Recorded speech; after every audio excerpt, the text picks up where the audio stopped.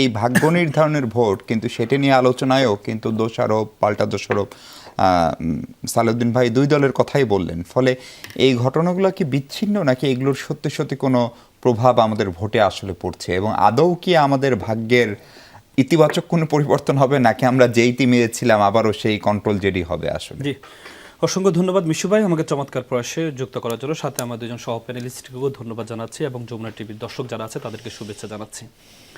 দেখেন, আপনি বললেন যে ভাগ্য নির্ধারণের ভোট, আমি মনে করি আগামীর বাংলাদেশের ভাগ্য নির্ধারণ এই ভোটের মাধ্যমে হবে।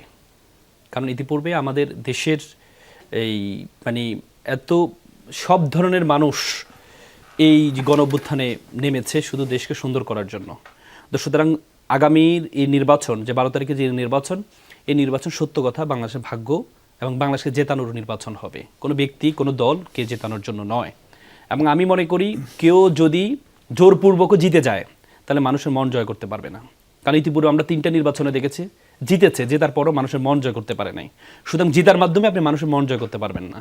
আপনাকে সুস্থভাবে মানুষকে ভোট দেওয়ার সুযোগটা করে দিয়ে যদি আপনি মানুষের মন জয় করতে পারেন, এটাই মানুষের মন জয়। এর মধ্যে যদি আপনি হেরেও যান তারপরেও মানুষের মনে আপনি জায়গা করে নিতে পারবেন।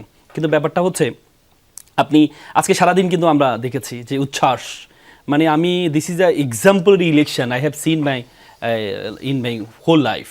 আমি কখনো দেখি নাই ঈদের মতো একটা উচ্ছ্বাস আমরা দেখতে পাচ্ছি, যে ট্রেনগুলোতে যেভাবে স্লোগান হচ্ছে, আপনার লঞ্চগুলোতে যেভাবে স্লোগান হচ্ছে, আমরা ঈদের সময় দেখি যে মানুষ ছাদে করে যায়। এই যে এত বছর পরে নির্বাচন, ভোট দেওয়ার যে আকুতি, মানুষের যে ভালোবাসা, এটা আসলে আমাদের আগামীর বাংলাদেশের জন্য আমাদের আগামীর বাংলাদেশ কেমন যাবে বা আগামীর বাংলাদেশকে মানুষ এক্সপেকটেশন কি করে সেটি। কিন্তু ব্যাপারটা হচ্ছে কোন জায়গায় আমরা হেরে যাই জানেন? আমরা হেরে যাই হচ্ছে এক জায়গায়, যখন আমরা এইটা ভাগ্য নির্ধারণ তখন হবে যদি আমরা জুলাইয়ের সংস্কারটা বাস্তবায়ন হয়।